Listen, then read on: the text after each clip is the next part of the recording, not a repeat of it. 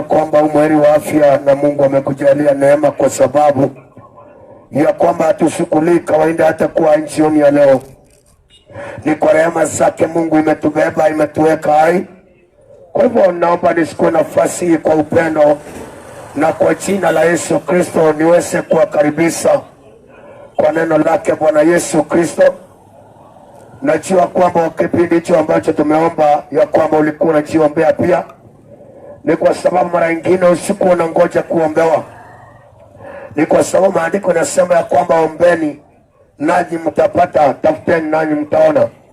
Kwa hivyo ni vizuri ya kwamba kuelewa wakati mhubiri anapoomba, hata wewe ni vizuri kujiombea, kwa sababu ya kwamba kila mtu Mungu anamsikiliza. Ni vizuri wapendwa ya kwamba tuelewe siku na tuelewe majira ambapo tupo duniani. Ni kwa sababu tuko siku ambazo ni siku za mwisho, na ya kwamba Yesu Kristo anarudi hivi karibuni. Na ni vizuri kujiangalia sana ya kwamba ukae miongoni mwa watu ambao wanaostahili mbele ya macho ya Mungu. Na kwa sababu ya kwamba ukiangalia dunia sahihi, ya kwamba hakika maovu yamejaa kweli kweli, na hakika matendo ya wanadamu ya kwamba yasa kuwa matendo yanayosikitisha Mungu. Na imefika mahali mwanadamu ya kwamba amejaa kiburi, asielewe kuna siku ambao atakuwa dunia hii. Na ni vizuri ujiulize mpendo, ya kwamba je, ninastahili mbele ya macho ya Mungu? Na kwa sababu ya kwamba ndio watu wakaweze kuokoka kwa ghadhabu ambao ya Mungu iliyo duniani saa hii, lazima akuwa anastahili mbele ya macho ya Mungu. Na siku ambazo tupo, na siku ambazo ambao kisasi ya kwamba kinaitwa kisasi cha nne, na ni kisasi ambao kisiosikia Mungu na kisiookopa Mungu, yani kisasi kibatili, kiovu.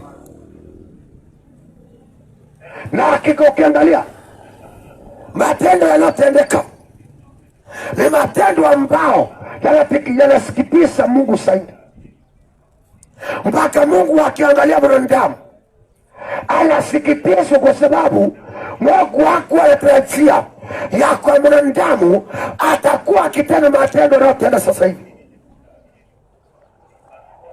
Na isafika mahali sasa ya kwa mwanadamu atakuokopa Mungu, atakuokopa Mungu aokopi. Yani kama kuna kitu mwanadamu anaokopa, hakuna. My sister, ya kwamba tuko siku za mwisho, na Yesu Kristo anakuja, na hakuji bure, anakuja kulipa kasi ya mwanadamu anayotenda. Na vizuri kujiuliza jioni ya leo ya kwamba Yesu Kristo akarudi saa hii, ya kwamba tukiwa mahali hapa na wewe ukiwa pale kasini mwako, je, akikupima atakupea uzima? Ni vizuri kujiuliza ya kwamba Yesu Kristo saa hii akarudi kama saa hii, je, nikiwa hapa kasini mwangu atanipa uzima kweli? Yani apime matendo yako, aone ya kwamba yanastahili uzima na akupe uzima. Jiulize. Na kuajiri mwanadamu ya kwamba sasa au dunia hii ya kwamba sote ni wapitaji, na hakuna siku za mwanadamu ni chache, lakini mwanadamu siku zake asajichagulia kuwa muovu na kuchukisha Mungu wake, mpaka kiasi ya kwamba hata Mungu akiwa mbinguni akiangalia mwanadamu anasikitishwa, anahuzunishwa. Jioni ya leo, judgment is coming. Mungu anasema hivi, yani wito wake Mungu ni huu. Kitabu ni cha Maombolezo 3, mstari wake ni wa 40. Nataka nikuonyeshe wito wake Mungu kwa kila mtu. Kitabu ni cha Maombolezo 3, mstari wake ni wa 40. Andiko nasema hivi, Lamentation 3:40. Hii ndio wito wake Mungu kwa kila mtu, kuanzia kwako hadi kwangu hadi kwa yule mwingine. Kitabu ni cha Maombolezo 3 mstari wake ni wa 40, nasema hivi: na tuchunguze njia zetu na kujaribu na kumrudia Mungu tena. Hili ndio wito wa Mungu, na maandiko yanasema ya kwamba atuchunguze njia zetu na kujaribu na kumrudia Mungu tena. Kwa hivyo kila mtu anaambiwa akae chini. Anakaa chini akifanya nini? Anakaa chini akichunguza njia zake. Maandiko yatuambia kwamba na tuchunguze njia zetu na kujaribu na kumrudia Mungu. Kwa hiyo percentage kubwa ni ya kwamba tumemwacha Mungu, naye Mungu sasa anaitana. Na maandiko yatuambia kwamba ati kila mmoja wetu achunguze njia zake na akajaribu njia zake na akamrudia Mungu tena. Kwa hiyo kumaanisha kwamba percentage kubwa Mungu akiangalia mwanadamu ashamwacha, naye Mungu sasa anatoa wito kwa kila mwanadamu, anasema kwamba atuchunguze njia zetu na kujaribu na kumrudia Mungu. Na ndio wito wa Mungu, wapendwa, ya kwamba kila mtu ajichunguze na akaangalia matendo yake na akamrudia Mungu wake. Na kuathiri watu wengi, yani hakika tumeacha Mungu, hakika tumekosea Mungu, hakika matendo yetu ni machafu, njia zetu ni mbaya, mienendo yetu ni michafu. Hakika Mungu wetu anasikitishwa, yani kiasi ya kwamba hata kadhabu iliyo duniani eko duniani. Kwa nini? Ni kwa sababu ya maovu na kwa ajili ya dhambi ambazo wanadamu wanazozitenda. Yani maovu ambao tunayotenda mimi na wewe yasapa na Mungu akakadhabika kiasi ya kwamba achaachilia kadhabu yake na kwa ajili ya maovu ya duniani. Julesa jioni ya leo ya kwamba Yesu Kristo akiwa juu mbinguni anakuonaje? Akiangalia matendo yako Yesu Kristo. Jiulize jioni ya leo, Yesu Kristo akiangalia matendo yako anakuhesabu mtu aina gani? Yani akiangalia njia zako na akiangalia vile unavyoenenda, jiulize jioni ya leo, Yesu anakuonaje? Ama akihesabu wauaji anakuhesabu, ama akihesabu waongo anakuhesabu, ama akihesabu wezi anakuhesabu.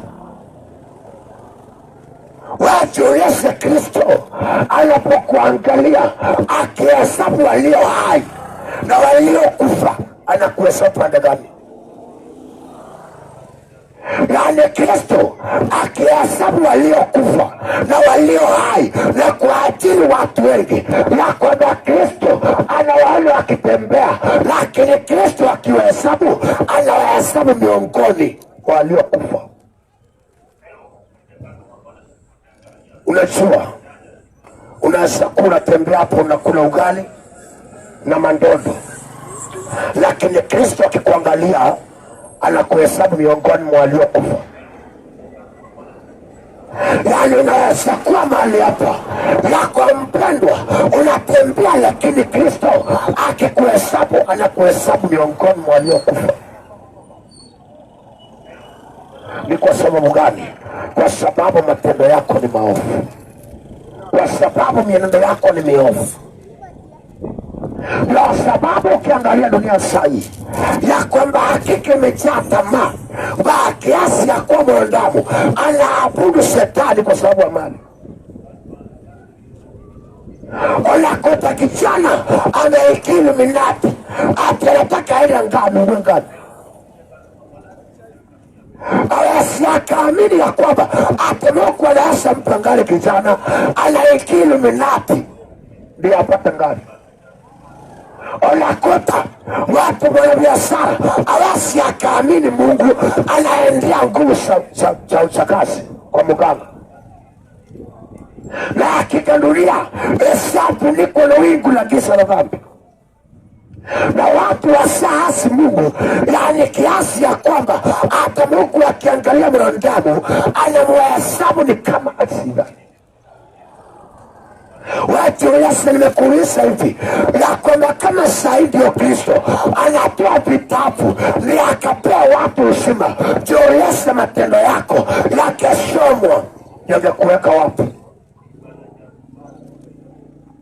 Na uelewe kwamba kuna judgment duniani na kuna judgment mbinguni.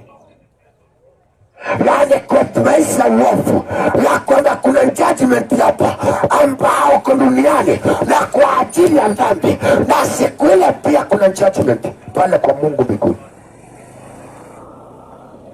Na hata watu wengi ambapo unawateseka duniani awateseka kwa sababu ingine na kwa ajili ya dhambi. Unakuta mwanadamu alionyesha Mungu mgongo na akatangulia Mungu, yani kuliko mwanadamu akubali Mungu amtangulie, akatangulia Mungu. Kuna ametangulia Mungu akienda kwa malaya, kuna ametangulia Mungu akienda kwa wizi, kuna ametangulia Mungu akienda kuiba. Yani mwanadamu mpendwa, yani kuna hukumu iko dunia hii. Chunga sana hukumu hii mpendwa, ya kwamba isika kubeba. Yani tumu na badilike mpendwa, rundia Mungu. Hakuna njia ingine ya kuleta uponyaji, yani hata taifa la Kenya hakuna njia ingine ambayo tutakapona, lakini njia moja ya kuweza kupona ni kutoba na kurundia Mungu, nekotowe na kubadilika na kuacha kuachilia dhambi. Akalia wanadamu, akalia ndamu zimejaa mbele ya macho ya Mungu, yani sikililia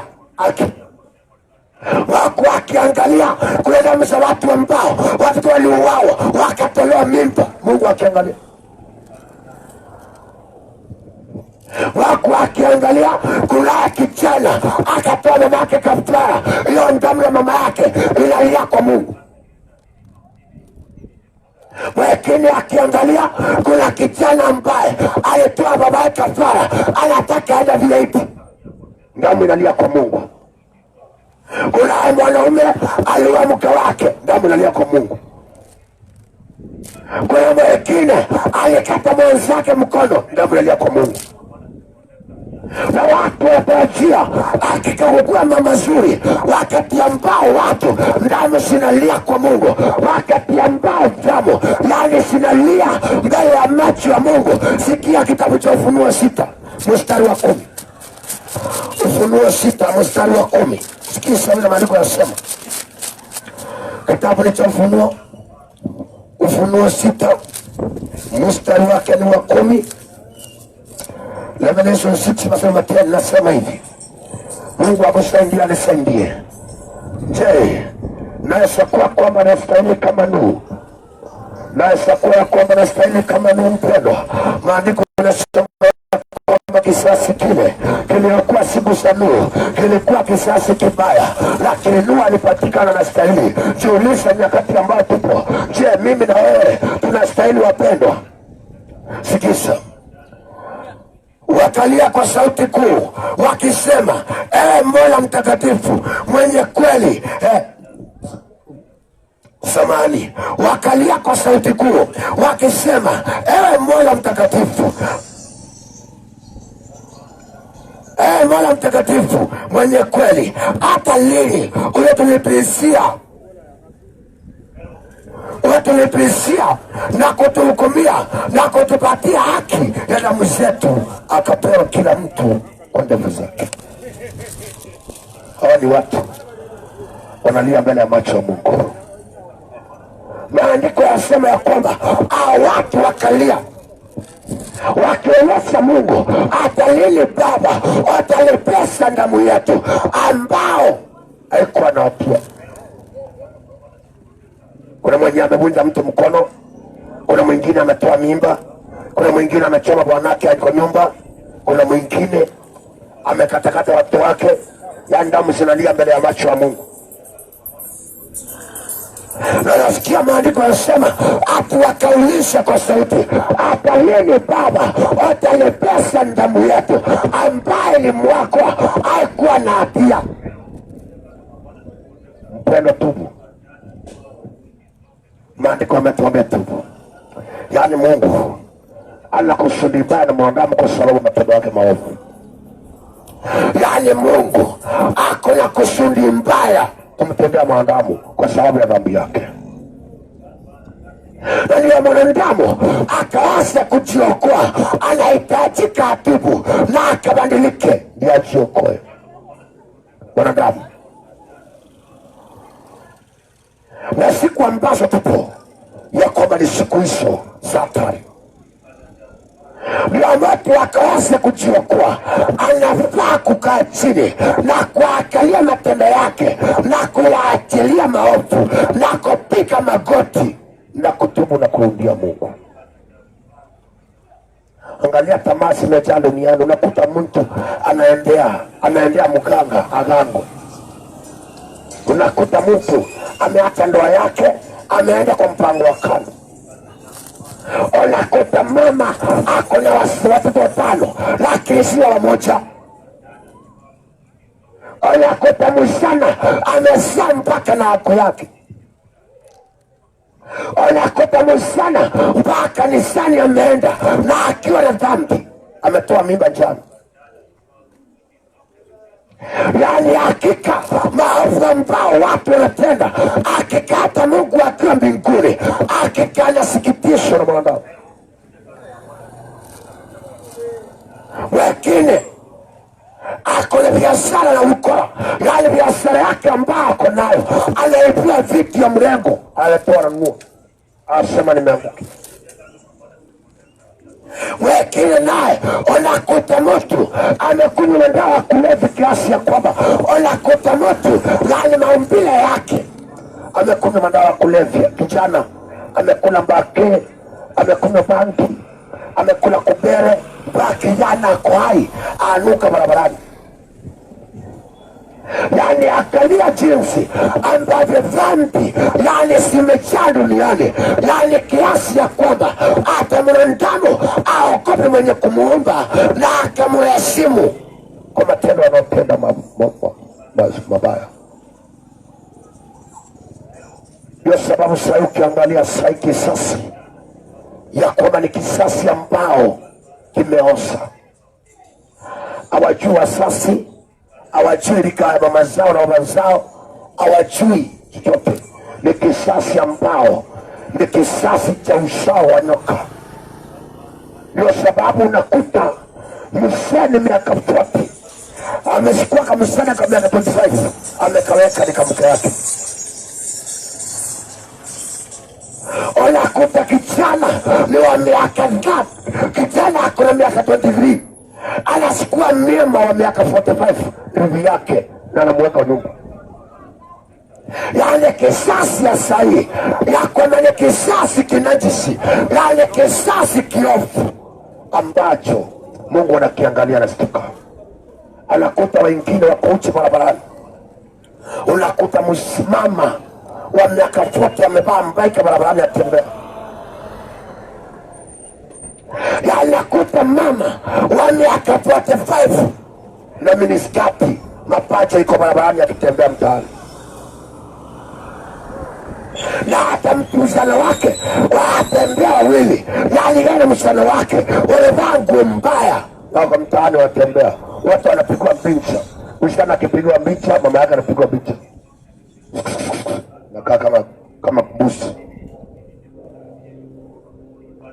Yani kiasi unakuta kitu yani kisasi ya sahi na kisasi kiliosa. Unakuta tamaa. Unajua nini ambacho yani kinafanya mwanadamu akosoe Mungu wake? Ni tamaa. Unakuta mtu aliziki na sura yake Mungu aliyempea, na kwa ajili ya tamaa amebadilisha. Unakuta mtu aliziki na mwili wake ambao Mungu amempa, lakini kwa ajili ya tamaa anachukua madawa ajidunga kama avocado, ajidunga madawa kama mandishi, anataka aibe akuwa mweupe.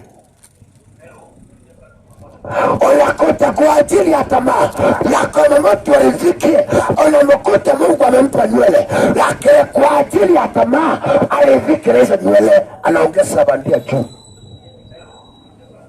Yaani mwanadamu amejaa tamaa kiasi ya kwamba ajiulize aliyeniumba kweli anasemaje wakati ambao tamaa nalifanya nikaenda kinyume na aliyeniumba. Unajua hata kile kinafanya watu wauane ni kwa sababu ya tamaa. Unakuta ndugu anaua ndugu kwa sababu ya shamba. Unakuta ndugu anaua watu wao wote kwa sababu ataka achiwe mali. Unakuta mwanabiashara ameendea ndawa ya kuroga mwenzake ni aache peke yake.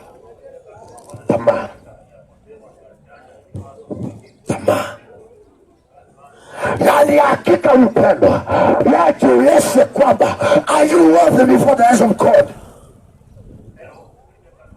Jiulize, je, matendo yako je yanampendeza Mungu kweli? Na kweli umezaa Mungu wako mpendwa? Na kweli umezaa Mungu mama? Mungu aliyakuumba kweli ukamsahau? Na kule kukaribia Mungu umekaribia Shetani.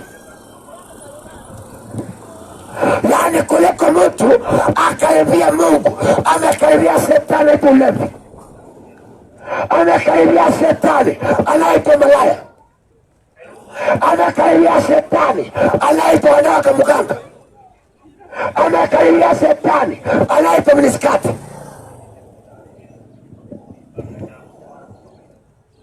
Yani kuliko mtu akaribia Mungu, yani kwa matendo mema, watu wengi wamekaribia Shetani kwa matendo yao.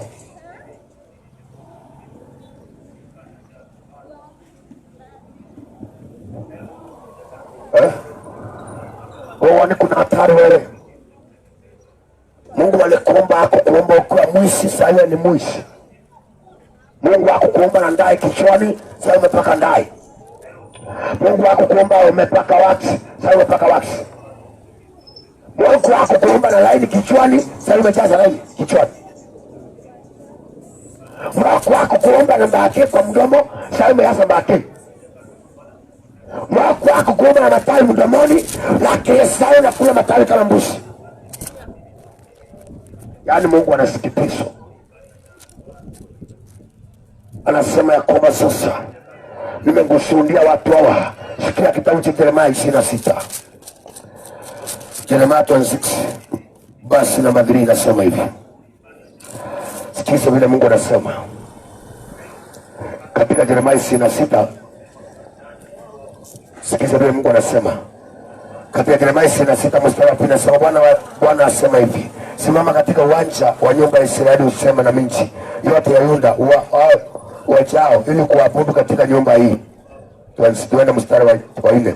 Na utawaambia Bwana asema hivi: kama hamtaki kusikiliza na kuenenda katika sheria zangu niliyoweka mbele yenu, mnakuyasikiliza maneno yangu na watumishi wangu na manabii niliyowatuma kwenu, naam nikiondoka mapema na kuwatuma, lakini nyinyi hamkusikiliza, basi nitafanya nyumba hii kuwa kama Silo na mji huu nitaufanya kuwa laana kwa taifa zote za dunia.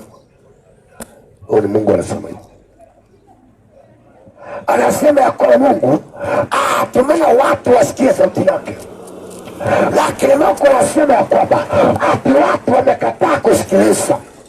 Ndio maana saa hii ya kwamba ukihubiri dhambi watu wanakasirika, awasi akaasepti hadi atubu anakasirika. Ukiambia watu stiri mwili wako, anasema Mungu angalia mabasi, anaangalia moyo. Kwa hivyo hata ukibamba utembee, Mungu angalia. Lakini maandiko yanasema katika Methali 7 kuna mwanamke akaonekana amevaa mabasi ya kikaaba, lakini unasema Mungu aangalie mabasi. Hata nikivaa mbaika nitembee, Mungu angalie. Utajua siku ya hukumu anaangalianga. Wengine anasema hata nikitoa mapua Mungu angalie. Angalie. Na mbona hakukuumba na simu kwa mapua kama angalie? Mbona hakukuumba na simu kwa masikio kama angalie? Mbona hakukuumba na kucha refu kama angalie Mungu? lakini kwa ajili ya tamaa ya kwa mwanadamu atakaonekana wanadamu, lakini hataki aonekane Mungu, atakaonekana wanadamu.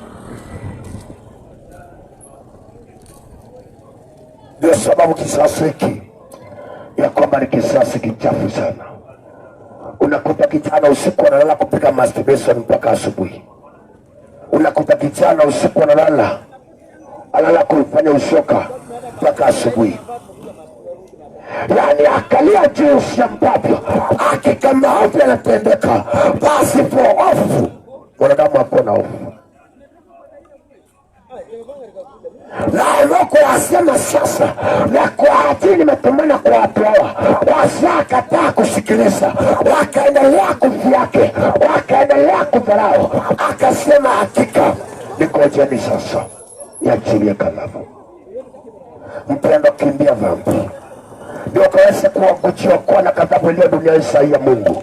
Kimbia dhambi, kimbia dhambi. Ni kwa sababu ghadhabu imeshuka kwa sababu ya dhambi. Yani hakuna mahali ambapo yani mwanadamu anashtuka. Hata mwingine hata watu wao wote kafara, hata kwa milionea asielewe kwamba njia hiyo anaenda ni mbaya. Unajua mpendwa, yani njia ya mwanadamu kwa macho yake ni njema, lakini kwa macho mengine ni njia ya mauti. Unajua wakati kijana anakula mbake anasema ni steam, lakini mwisho wa kula mbake ndio hatari. Wakati mtu anaenda kwa usinzi anasema ni kujinais, lakini baada ya usinzi, matunda ya usinzi ni mauti. Wakati mtu anavuta banki anasemanga ni steam, na asemanga ni steam, na anasema ya kwamba ni kujinais raha, lakini mwisho wa raha ni jehanamu. Yani hakika mwisho wa raha ni motoni. Na hakika mpendwa ya kwamba ni hatari Mungu akuumbe, lakini mwisho wako uchikute jehanamu. Na kwa ajili tu ya mambo ya kidunia machafu ambao watu wanafanya, ambao ni machafu mbele ya macho ya Mungu. Unakuta mpaka vijana wa sahi, yani kijana ameshuka turasta mtaani, hata astuki, anasema ni rasta manaba ndaya ndipi naye ndaba ndike, lakini rasta kufa anaosa tu, hata kwa kufuko rasta anaosa tu. Unakuta mama amejipaka mafuta, anapakia wanaume makalio mafuta, lakini anasema ni mchanja, lakini mwili ule paka mafuta, wata mwisho wako ni kukuliwa na mchwa na roho yako kwenda motoni. Utafurahisha wanaume hapa tu ukiwandansia, ukiwaibisia makalio, lakini mwisho ni jehanamu. Yani napaka mafuta ni wanaume wa kuona umeona, lakini mwisho ni jehanamu tu. Yani kuliko ulifike bila Mungu hakika alikuweka. Tamaa yako na kuambia wanaume wa siku hizi wataka watu wanono, unakunywa tundawa. Na mwingine akili zake namwambia wanaume wa sahi wanataka sura nyeupe, anakunywa tundawa anakuwa mweupe. Usione watu wengi wakitembea upani, watu wengine ni kaburi zinatembea barabarani. Na kwa ajili watu wasakunywa mandawa kiasi ya kwamba atemete mwili wake wote ameufanya kuwa kiwanja ya dhambi. Jiulize wewe na mimi, are we worthy before the heaven court? Tunastahili? Tujiulize kama kweli ya kwamba tunastahili mbele ya macho ya Mungu. Wako akikuangalia hivi anaweza akasema huyu anipendeza, hata nimbariki. Ama anakuhesabu kikundi cha kuangamiza.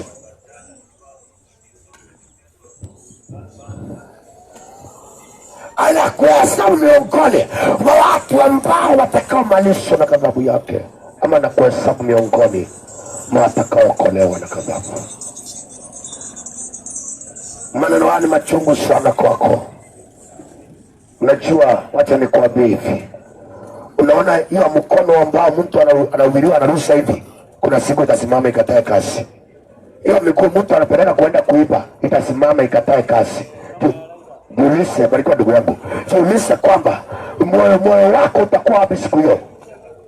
Yani siku hiyo ambao yani hiyo mdomo wote watahusiana mahubiri, kuna siku utakataa kuongea. Jiulize moyo wako utakuwa wapi.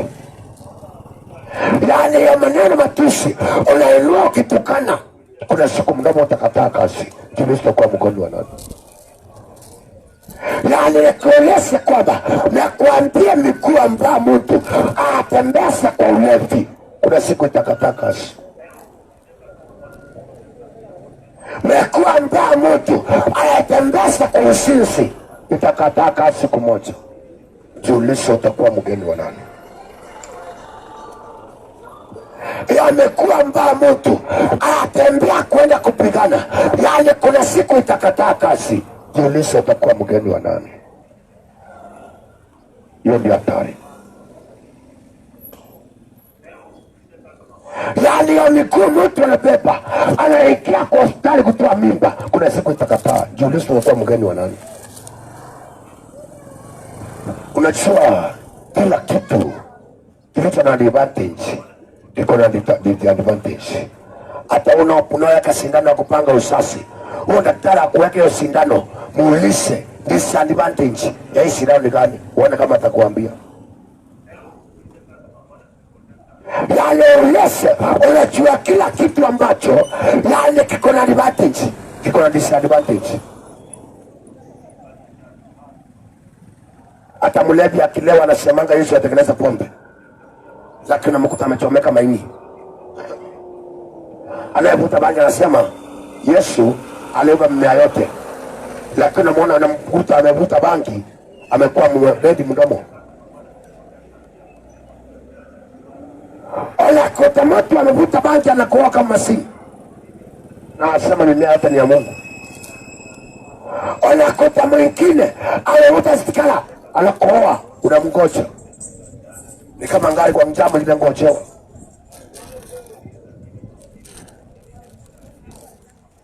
Na kwa sababu hakika mwanadamu asaamua kwa mbaya, na Mungu akiangalia hivi akitumulika anasema tumeosa.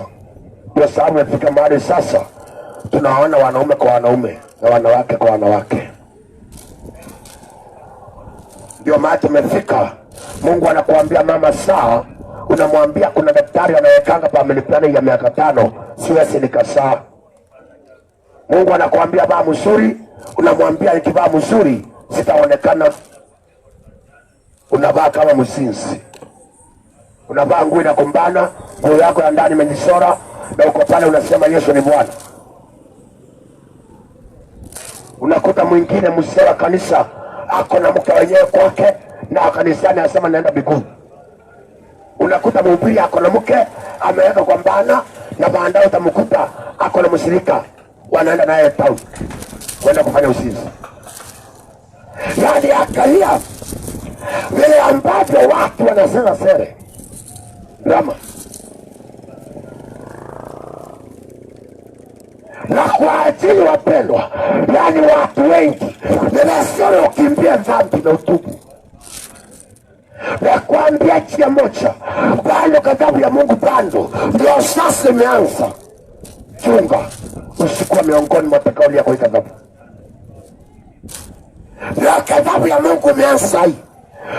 Chunge sana ya komesho miongoni mwa watakaolia kwa ajili ya ghadhabu ya Mungu duniani.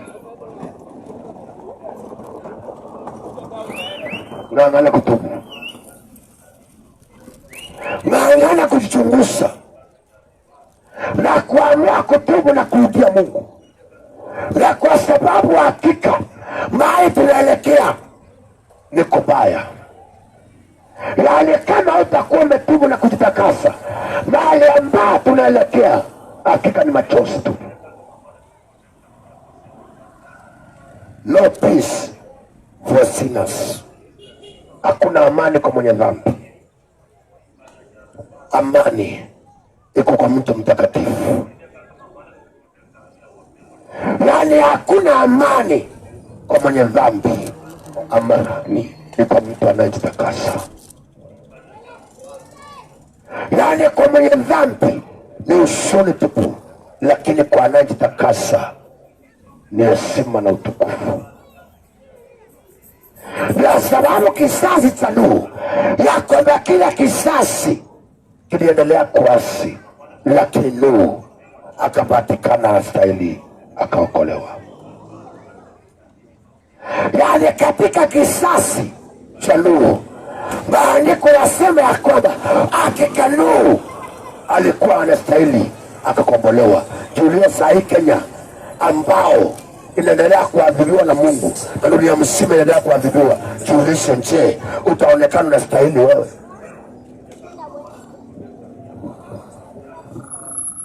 Yani mimi na wewe, je, tutaonekana tunastahili tuokolewe? Ama atakuwa miongoni mwa wale ambao wanavucha, au tutakuwa miongoni mwa wale ambao watakaoadhibiwa? Ni hasara kubwa ya kwamba hakika Mungu anayekupenda akikuangalia ulimwacha ukaenda zako kwa dhambi zako. Ni hasara hakika Mungu aliyekuumba na mfano wake sasa umengeuka kwa mbaya, umengeuka kwa sodomist, umengeuka kwa lesbian, umengeuka kwa mulafi, mfisadi, muongo. Yani hakika ni hasara ya kwamba ikuwe Mungu aliyekuumba ulimwacha ukaingia kwa ulevi, ulimwacha ukaingia kwa ushirikina, ulimwacha ukaingia kwa ukahaba. Ni hasara. Ulimwacha ukaingia kwa utapeli. Ni hasara. Yani hakika Mungu alikuumba, ni hasara kubwa. Yani ulimwacha Mungu, uliacha Mungu ukaona sponsor ni mzuri, uliacha Mungu ukaona ulevi ni mzuri, uliacha Mungu ukaona biashara magera ni mzuri, uliacha Mungu ukaenda kuoa wanawake wawili, uliacha Mungu sasa una wanawake 5 na hakuna mwenye unapeleka nyumbani, wote ni masisi peke yake. Unapeleka huku kunayo wakawangware, kuna mwingine wa Karen, kuna mwingine wa Lavington, kuna mwingine wa Majengo, kuna mwingine wa Isili. Wewe umewapanga kama ngari kwa njamu, unasema mimi nini kuna nguvu. Yani hakika usiachiamulia wewe, yani kazi yako ni uchafu peke yake. Ndio sababu vijana wa sasa wamelaaniwa. Yani vijana wa sasa wamelaaniwa. Kijana atembea na mama yake akiwa uchi, mama yake akipigwa picha na kijana ako pale anaangalia tu. Unakuta kijana ako na miaka 45. Unakuta mama ni wa miaka 45. Na kijana atembea na mama ati ni mke wake. Yani akalia uchafu ambao leo duniani. Ndio maana saa unakuta ya kwamba vichasi ya saa hii akihesabu hata wasasi. Unakuta na wengine, unakuta kuna wengine wasikia hata amelala mama yake. Unakuta mwingine anaambiwa amelala mama yake. Na kwa nini unakuta mzee anaambia mzee amelala na mtoto wake? Na kwa sababu ukiangalia mabasi ambao wasema wanapaa ila ukahaba tu, inasema ni amrede. Yani anasema ya kwamba niko tayari kwa kila kitu. Na hata mtu wastuki akajiuliza Mungu anasemaje nikiwa hivi. Apolasi na ambao wanalia topa ni wale wengi ambao mwisana ametoa mimba zote kwa tumbo. Semaisha. Yani ametoa mimba zote kwa tumbo. Amekunywa madawa mpaka uterus imetoka. Na ako pale analia ati nimekosa mtoto. Unakuta sasa anasema nimekuwa tasa. Umekuwa tasa aje? Hakuna mtu Mungu aliumba akuwa tasa. lakini kwa ajibu sana atake kusaa anaenda atoa mimba. Hata kuna mwingine atoanga uterus anaweka kwa choo, anaambia daktari nataka niwe mwanaume sasa. Yani akalia jinsi ambavyo dhambi inatendeka kwa mwanadamu. Na hata mwanadamu akikastuki akauliza Mungu anasemaje. Maana yasi alini kwa ubaya, lakini ukiangalia dunia sahi hakika Mungu hayuko wanadamu sahi, ule yako ni Shetani. Yani sahi anatawala wanadamu sahi ni Shetani, na ni hasara, ni hasara kutawaliwa Shetani. Njia Mungu anisaidie, Mungu anisaidie, akusaidie. Hakika uamue kubadilika na kutubu.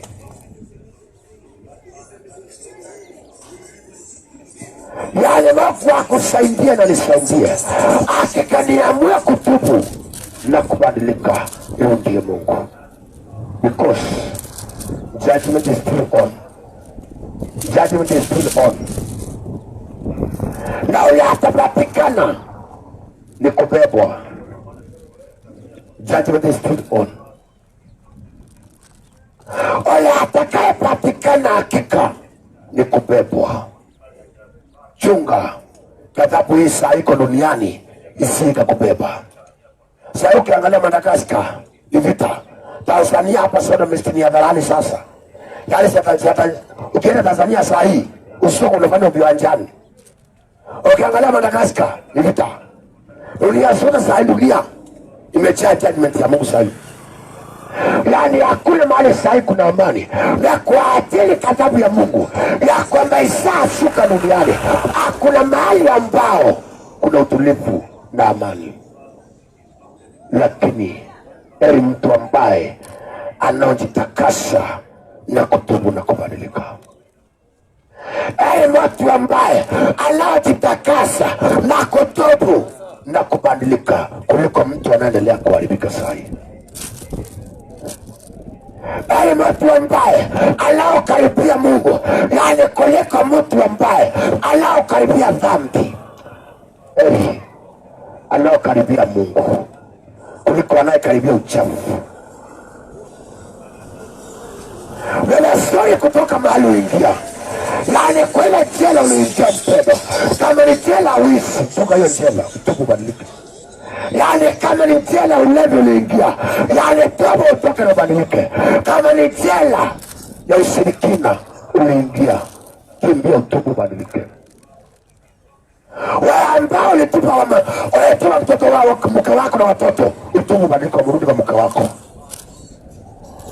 Wewe ambao uliacha mzazi wako akilia usago, apele muumiza, utubu badilika, urudi usago, utubu. Mpendwa, judgment is still on. Na maandiko nimekusomea, hakika Mungu anasema kwamba ati kwa ajili watu hawa wasakataa kusikiliza, wangoje sasa. Haungoji kupewa simusi, unangoja kuadhibiwa. Mungu aseme tungoje atuletee baraka, anatuambia tungoje alete ghadhabu. Na kwa ajili ya kwamba yani kila dhambi iko na ghadhabu yake, na kila kosa iko na mapigo yake. Usikute ni vizuri kutubu na kubadilika na kurudia Mungu. Anasema katika Yakobo 4:8 ati ya kwamba nirudieni nitawarudia. Mungu anagoja ya kwamba ubadilike umrudie, na ako tayari kukupokea na kuokoa na ghadhabu yake. But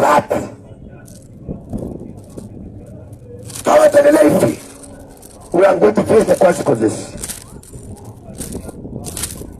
What is good? Na lazima kubadilika na kurudia Mungu. Yani hata kanisa sahi, yani hata kanisa inafaa itubu. Ni kwa ajili kanisa imekuwa wanasiasa. Kanisa imejaa siasa. Unakuta mhubiri amesahau Biblia, ameanza kuimba one time. Unakuta mhubiri ameacha Biblia, ameanza kuhubiri two time. Yaani ameacha Mungu, ameanza kuhubiri siasa. Ndio maana mpendwa, ya kwamba hata kanisa inafaa itubu, rudie Mungu. Mungu atusaidie sana. Hakika mpendwa, ni siku za hatari. Ng'ang'ana ukuwa kama Nuhu. Nuhu alipatikana kwa kila kisasi kilikuwa kibaya. Alipatikana na stahili Nuhu, akaokolewa na ghadhabu ya Sodoma na Gomora. Na mimi na wewe sasa tuangalia sana ya kwamba hakika tukuwa tunastahili tuokolewe na ghadhabu sahihi. Get that. No other option. Hakuna njia ingine ambayo ya kuokoka, ni moja tu, ni kutubu na kurudia Mungu. Hata watu wafanye nini ingine, lazima kutubu na kubadilika. No change. Hakuna mabadiliko itaonekana. Lakini mabadiliko ya kwamba itakuja wakati ole alikuwa mwizi akiacha atubu arudie Mungu. Ole amekuwa mshirikina akitubu achie Mungu. Ole amekuwa sodomist atubu achie Mungu arudie Mungu. Ole amekuwa mshinzi atubu aache. Ndio hapo tutapata amani. Ole anafanya biashara wizi aache. Ole anayefanya biashara na uchawi aache, ndio tupone. Hakuna njia nyingine ya kupona. Yaani hakuna njia ingine ya kupona. Njia ni moja, ni kutubu na kurudia Mungu. Njia ni kutubu na kurudia Mwenyezi Mungu. Yaani hakuna njia nyingine ambayo mwanadamu ataweza kujiokoa, lakini kuachilia dhambi yake anayoifanya. Niwachilie hiyo siri umeficha, niwachilie ndao uko nayo kuvuta wanaume, ndio upone, ndio upone. Hakuna njia nyingine ya kuweza kupona. Na hakika maandiko yanasema hivi, kitabu kile Mungu anachungulia. Sikia bila anasema akichungulia watu katika Zaburi 14. Sikia kile Mungu anasema akichungulia watu lisote anaosema, yaani ile majibu analeta akichungulia watu. Zaburi 14 mstari wake ni wa 2. Zaburi 14 verse number 2. Ni kuonyesha Mungu anasemaje akiangalia saa hii. Maandiko ni Zaburi 14 mstari wa 2. Kutokea mbinguni Mungu anachungulia tamani. Kutokea mbinguni Bwana anachungulia wanadamu aone kama yuko mtu mwenye akili amtamtae Mungu. Maandiko yanasema kwamba kutokea juu mbinguni Mungu anachungulia wanadamu aone kama kuna mtu ako na akili ya kumcha Mungu. Yaani yeye anachungulia tu akiwa mbinguni. Sikia sasa, baada ya kuchungulia kile anasema, tatu inasema wote wamepotoka, wameoza wote pamoja. Hakuna atendaye mema, la hata mmoja. Yaani Mungu akiangalia ni uchafu mtupu, anaona hakuna mtu ambaye anaokaa bila Mungu anataka atende mema. Anasema hakika watu wote wameoza pamoja. Anasema hakika watu wote wameoza, hakuna atendaye mema hata mmoja, wote wameoza. Jiulize sasa, mimi na wewe tunahesabika pande gani? Na maliza nikikwambia hivi, na kumaliza nikikumaliza hiki, ya kwamba mpendwa, wapo ulimwacha Yesu. Mahali uliacha Yesu, rudi pale mchukue Yesu. Ni kwa sababu watu wengi tulimwacha Yesu, tuko peke yetu. Mahali uliacha Yesu na ukachagua njia nyingine, hakika rudi pale uchukue Yesu. Kama ulimwacha Yesu kwa Jackson ukaingia kwa ulevi, rudi kwa Jackson upokea Yesu tena. Kama ulimwacha Yesu kwa Jackson ukaingia kwa malaya, rudi pale ulimwacha Yesu utubu mpokee yeye. Kama uliacha Yesu kwa Jackson ukaingia kusengenya watu, tubu rudi pale ulimwacha Yesu. Kama ulimwacha Yesu kwa Jackson ukaenda kukua wa matusi, rudi pale mpokee Yesu. Because the time is over. Muda hakuna, nafasi ndio hii. Muda umeisha, nafasi ndio hii. Rudi na uone Bwana Yesu alikusaidia. Mungu na wabariki sana. Muda ambao nimetumia mahali hapa, najua kwamba umesikia neno la Bwana. I hope umesikia neno la Bwana. Sasa nafasi ni yako. Mimi nimenawa mikono, sina lingine mbali ni kukuachia pale uyatafakari hayo ambao umeyasikia na kufanya waamuzi ulio wa busara utakaopendeza Mungu wako. Mimi nakuachia pale. Mungu akubariki kwa muda wako na Mungu akuinue kwa jina la Yesu. Naomba tuweze kuomba. Baba, kwa jina la Yesu Kristo tunakushukuru. Tunasema ni asante kwa neno lako Baba, umetunenea jioni ya leo. Baba, neno lako kalifuatilia mahali hapa Jehova. Yote ambaye amelisikia Yesu Kristo kalifuatilia Bwana. Ule amesikia kama mgonjwa akapone Bwana. Ule amesikia kama yaokoka kwa muokoe Jehova. Yesu Kristo, watu wamevumilia kusikia sauti hii Bwana. Wacha ukawabariki na ukainua na ukawatakase Jehova. Kila mtu anafanya biashara maeneo ukamkumbuke Jehova. Na ukakumbuka nyumba yake na biashara yake na maisha yake yote ukakumbuke Bwana. Yesu Kristo, neno lako nimelinena sawa sawa na mapenzi yako Bwana. Wacha Yesu Kristo ukalitimisha, kwa sababu mimi kazi yangu ni kunena na Baba nawe kutimisha Jehova. Yesu Kristo, wacha ukaasilie usidi mahali hapa Jehova. Kila mmoja aliye maeneo ukamnenea usiku wa leo kupitia neno hili Jehova. Na ukimwonyesha njia atakayofuata Jehova. Yesu Kristo, mipango yote ya shetani tunaikemea. Mipango yote ya wachawi, waganga, washirikina, devil worship, Illuminati, Freemason, wapinga Kristo, waabudu sanamu, kila mipango yote ya shetani ninaikemea na kuisambaratisha kwa jina lako Yesu. Wacha ukasimame na kutukuza Bwana, na sifa na utukufu zitakurudia Jehova. Ni asante kwa ajili umetenda Baba.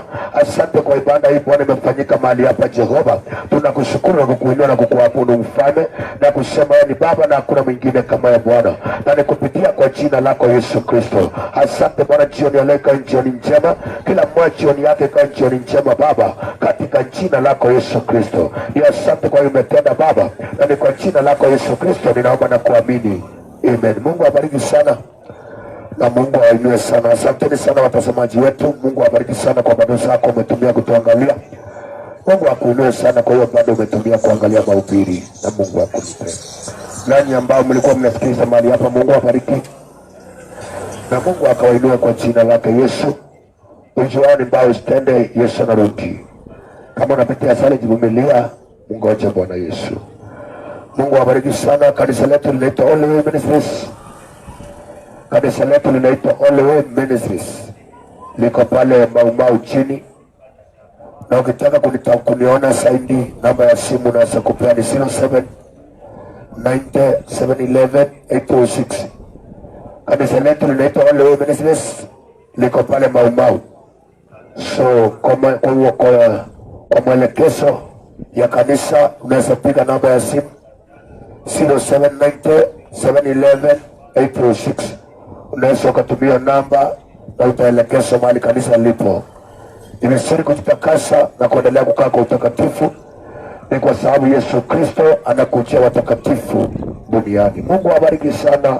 Asanteni kwa muda wako na kwa nafasi yako uliosikiliza. Mungu akubariki sana na asante sana. Asante sana.